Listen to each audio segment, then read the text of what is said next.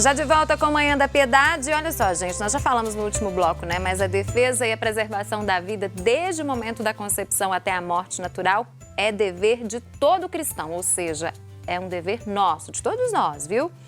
E essa afirmação, né, a igreja faz desde o início de suas atividades, ainda no tempo de Jesus. E para continuar fazendo esta afirmação e defendendo a vida perante o homem e também a mulher no nosso tempo, né, dos nossos dias, com bons argumentos e base científica, a Igreja Católica busca se atualizar o tempo inteiro, né? Cientistas, estudiosos, profissionais competentes de diferentes áreas das ciências se dedicam ao assunto e se dedicam muito, viu? E na Arquidiocese de Belo Horizonte, por exemplo, vai ocorrer o 4º Simpósio Arquidiocesano Pró-Vida, que é um espaço em que membros do clero e também leigos vão tratar sobre nascer e morrer com dignidade. O evento vai ocorrer no dia 19 de outubro, aqui na capital mineira. Então, sobre este evento, sobre este tema, eu converso agora aqui no programa com a Deise Quintão, né, que é médica pediatra, e também com o diácono permanente Paulo Taidson, né, os dois são membros do Conselho Arquidiocesano Pró-Vida. Deise, Paulo, bom dia, sejam bem-vindos aqui ao Manhã da Piedade. Bom dia, Cília. Bom dia. Então, queria falar um pouco dos preparativos, né, para este evento, dia 19 de outubro, muito trabalho? Muito trabalho. É o momento que a gente vai discutir valores do início da vida e do término com dignidade, com cuidado, na visão da ciência, na visão religiosa, tudo isso para a gente capacitar a nossa população de entender que vale a pena viver essa vida plenamente, com os cuidados necessários. E essa já é a 4ª edição, né, desse simpósio, Deise. O que está sendo preparado? A 4ª edição foi até, a gente atrasou um pouquinho para esse ano, porque desde o ano passado nós estamos nos preparativos, aguardando o melhor momento, fazendo a elaboração de cada mesa, de cada tema, confirmando os participantes, que nós fomos selecionando para que fossem pessoas inspiradas pela fé e embasadas na ciência, para a gente conseguir organizar o melhor momento. E esse dia, como que vai ser? São palestras, mesas de debate? Exato. Nós vamos começar às 8 horas da manhã, a primeira mesa discutindo o início da vida. Então, eu vou abrir especificamente, como eu sou um profissional da saúde, também diretor da Sociedade Brasileira de Reprodução Humana, nós vamos falar sobre o valor do início da vida. Engravidar não é fácil, dar um sentido pleno do cuidado que os casais devem ter. Na seguida, a doutora Deise, que é médica intensivista pediátrica e diretora lá no Hospital João Paulo II, vai abordar as novas observações de como salvar a vida das crianças, hoje tratadas muito precocemente, né, doutora Deise? Às vezes, com 4 meses e meio, a criança prematura ainda consegue sobreviver. 4 meses e meio? Nós temos já casos de crianças que nasceram, nós temos que rever os conceitos do que é aborto, mesmo natural. Porque antes, menos de 24 semanas e menos de 500 gramas eram aborto. Hoje nós já temos crianças de 350, 400 gramas saindo de alta sem necessidade de intervenções mais dramáticas, saindo e mantendo uma qualidade de vida bem aceitável. Tudo isso será levado, então, para esse evento, no dia 19. Isso. Aí, ao longo da tarde, nós vamos trabalhar o oposto, o morrer com dignidade. O que fazer na hora que o paciente efetivamente tem um diagnóstico preservado, fechado, ele vai a óbito? Que tipo de leitura deve ser dada para a família? O que a medicina nos traz como um novo foco de esperança? Até onde a ciência, né, doutora Deise, pode ir de uma forma salvífica, cuidadosa, sem dor, talvez cuidados paliativos, e mostrar o que a ciência tem feito de mais novo, que é um pouco o que ela também faz. Porque a medicina desde sempre, né, a gente fala que curar mesmo raramente, cuidar sempre, cuidar na maioria das vezes, consolar sempre.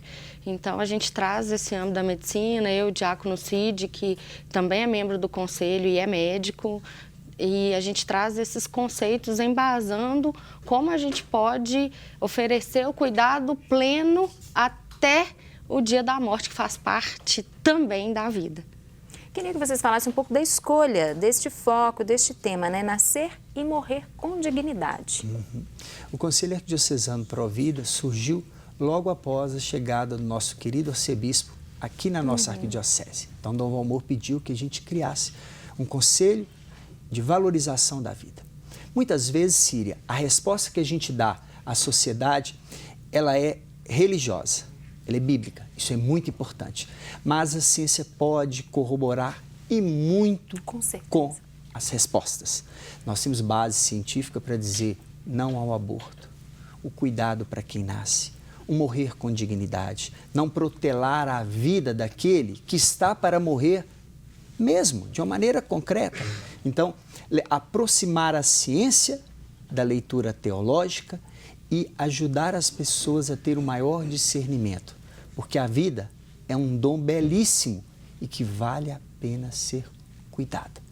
Com esse espaço de tempo todo, Dom Valmor criou esse conselho com especialistas do direito, da saúde e da teologia para a gente refletir, trazer o que tem de mais novo. Semana que vem eu vou para Filadélfia discutir novos conceitos e ver por que nos Estados Unidos agora criou-se uma cultura de não aborto. Os estados americanos estão fazendo leis contra o aborto. Contra o aborto. Então, nós vamos resgatar esses valores, trazer para o nosso simpósio também para a gente discutir esse cuidado da vida. Então, o Conselho, na sua essência, ele pensa o cuidado com a vida. E de diversas formas, né? De diversas formas. Levando o embasamento científico, levando a questão da importância da religiosidade, da fé das pessoas também. Recentemente, há menos de 8 anos, saiu no Brasil uma nova orientação sobre os cuidados do nasciturro, aquele que está intraútero. Que direitos que ele tem?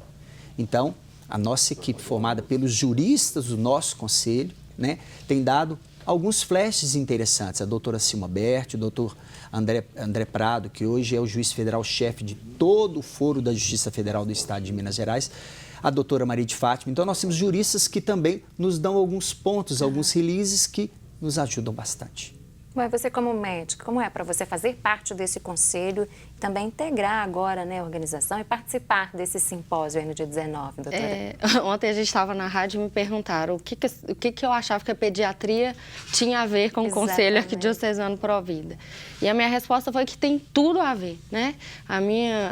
O meu juramento é feito para cuidar e salvar vidas sempre que forem possível.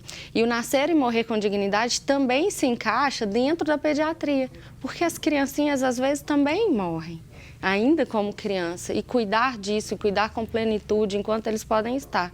Então a gente vai levando todos esses conceitos, né?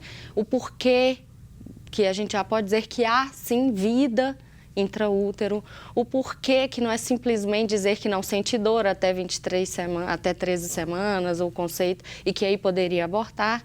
Aí a gente explica assim, então a eutanásia poderia, né? Porque se eu tirar a dor, anestesiar, eu poderia matar. É verdade. Então, a gente entra com esses embasamentos científicos, que a vida, o que a pediatria e a medicina mostra que já há vida ali, em quais seriam as situações de risco para a mãe, e que a gente cuida das duas vidas, né? Que o pediatra já vem cuidando da vida que está dentro da mãe, e assim que ele sai, a gente já começa a manter os cuidados e garantir o direito de toda criança a uma saúde plena. E que saúde não é simplesmente a ausência de doença, é um bem-estar biopsicossocial, e aí entra todos os conceitos também da religiosidade, da gente levar junto com a igreja o que a criança precisa no seu ensinamento, na fundamentação teórica dela, dos conceitos de amor à vida, que a sociedade tanto precisa, que as crianças hoje precisam disso. Inclusive, o número de suicídio tem aumentado assustadoramente na faixa dos adolescentes e cada vez mais precoce, e tentativas de autoextermínio que a gente encontra hoje no hospital de crianças de 11 anos, 12 anos, que estão já perdendo o sentido da vida. Porque aí, se eu não tenho um fundamento, que é o mais sublime dom que Deus pode nos dar, a gente vai perdendo esse conceito na sociedade. É muito importante isso que você falou, né? Essa saúde, quando a gente fala, não é somente a ausência de doenças, né? Exato. São vários outros fatores socioambientais, sociais, que envolvem o ser humano. E pelo que eu estou percebendo, esse simpósio vai trazer isso à tona, né? Exato. E a gente vê muito interessante que aproximadamente 12 anos atrás, Síria, a Organização Mundial de Saúde reconheceu a espiritualidade como algo importante no meio do hospital.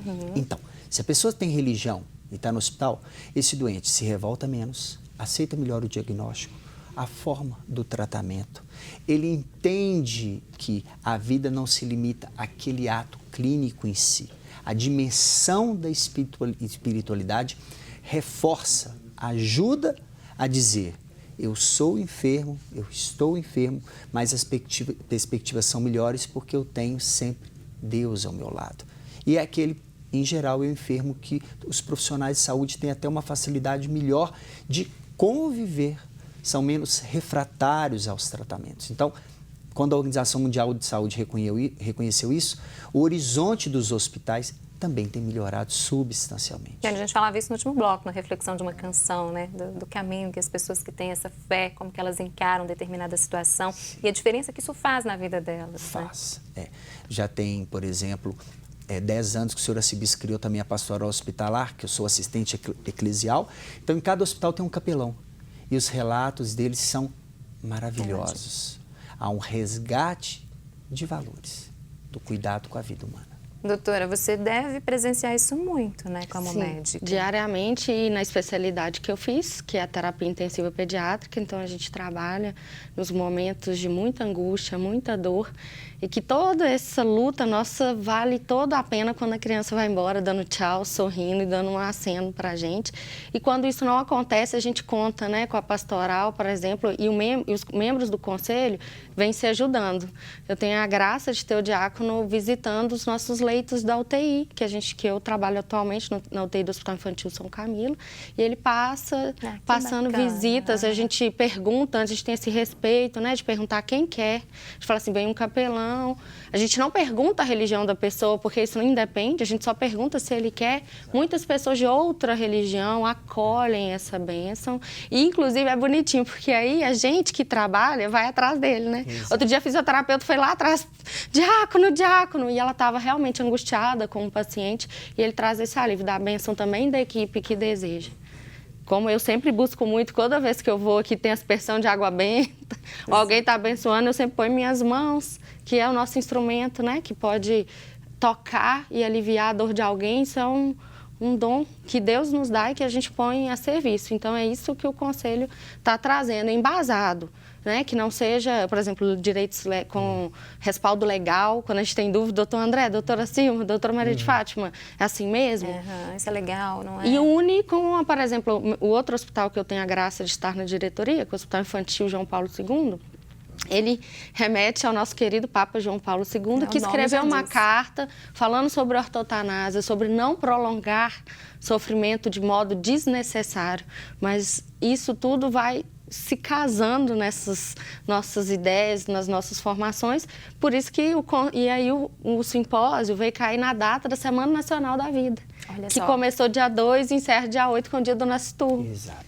Olha só, e você falou que esse ano retardou um pouco. Isso, Exato. mas foi de desejo que a gente viesse falar, começar as divulgações nessa Semana Nacional da Vida, para que o simpósio acontecesse no mês de outubro. Alguns residentes da pediatria ou mesmo da clínica médica têm nos procurado para participar do simpósio exatamente por isso. Eles entendem que é um momento único de aprender também a como atender e tratar e cuidar na hora da dor, na hora do pânico, onde todos os valores parecem que estão perdidos. Exatamente. E eles exercem o ato médico conjuntamente com essa necessidade de acolhida. E como é bom acolher bem um paciente no hospital. A doutora Deise está lá na diretoria do João Paulo II fazendo um trabalho maravilhoso.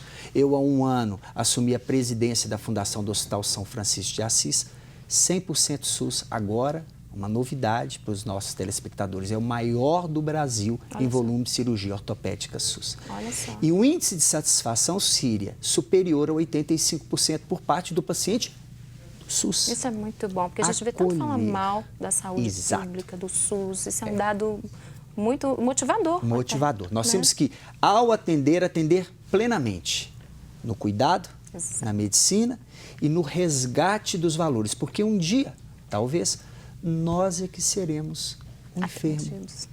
E vamos precisar desse cuidado do outro, né? Exato. E tem algumas ações da medicina, alguns recursos que a gente só encontra no SUS.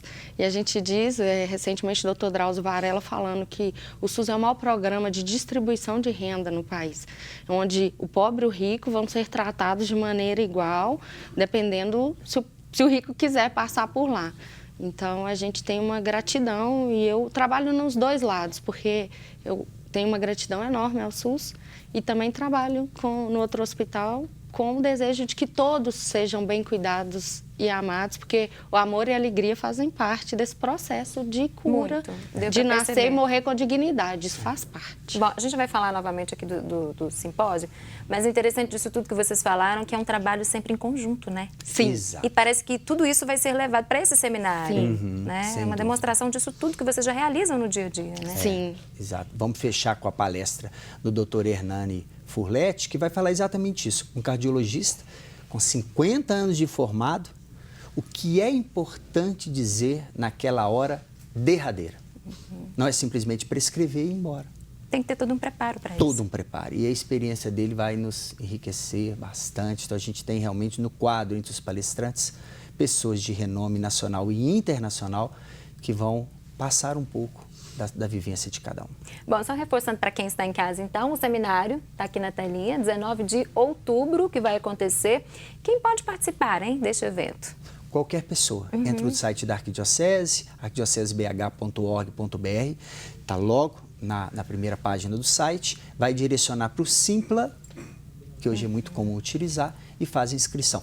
R$30 mais uma pequena taxa interna de R$3 a R$6. Então, ou seja, não passa de R$37 para um rico simpósio, com momentos culturais também, com coffee break, ao longo de um único dia. Tá, vai ser de 8 da manhã às 6 da noite, 6 da Às tarde. 5 da tarde. Às 5 horas. Às 18, porque às 17 encerra com a Santa Missa. Ah, Nós ok. teremos a bênção. PUC Minas, Praça da Liberdade, então, Isso, né? isso. Agora, as vagas são limitadas, professor? Estamos com 220 vagas possíveis.